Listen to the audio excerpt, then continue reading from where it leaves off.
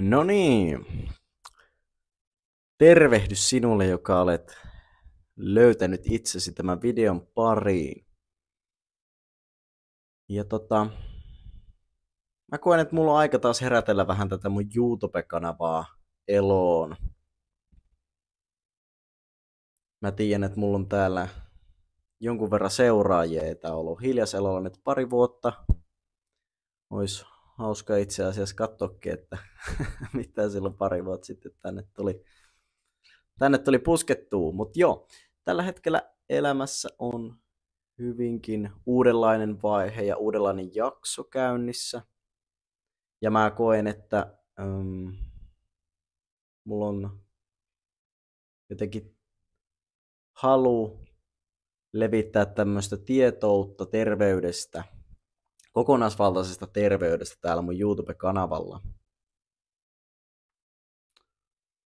Tuntuu, että tää vuosi 2024 on tämmönen toiminnan vuosi ja myös samalla ehkä heimoutumisen vuosi, että ihmiset alkaa löytämään toisia ja samanhenkisiä ihmisiä ja tukemaan toisiaan. Ja koen sen vahvasti, tunnen sen vahvasti myös omassa elämässäni, tämmöisen muutoksen.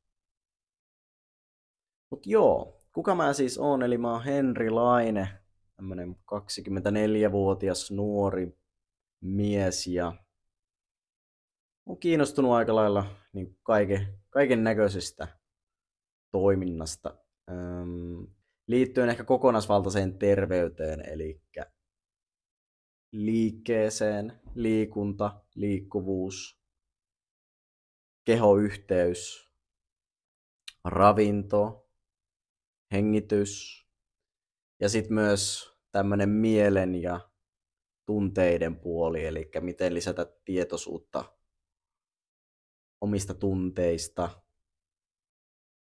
ja omista ajatuksista ja ehkä lähteä niitä myös havainnoimaan ja tutkimaan, että voiko joku asia olla eri tavalla.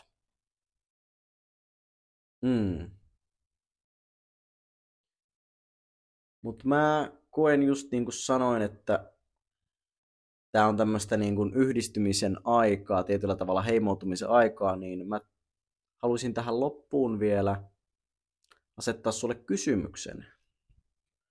Että onko sulla elämässä joku asia, minkä sä haluaisit olevan toisin? Tai joku terveysjuttu, mihin sä haluaisit lisää tietoutta? Niin olisin tosi kiitollinen, jos kommentoit, jaat sun ajatuksia, sun kysymyksiä, niin mulla on sit niistä aiheita sit tulevaisuuden videoihin.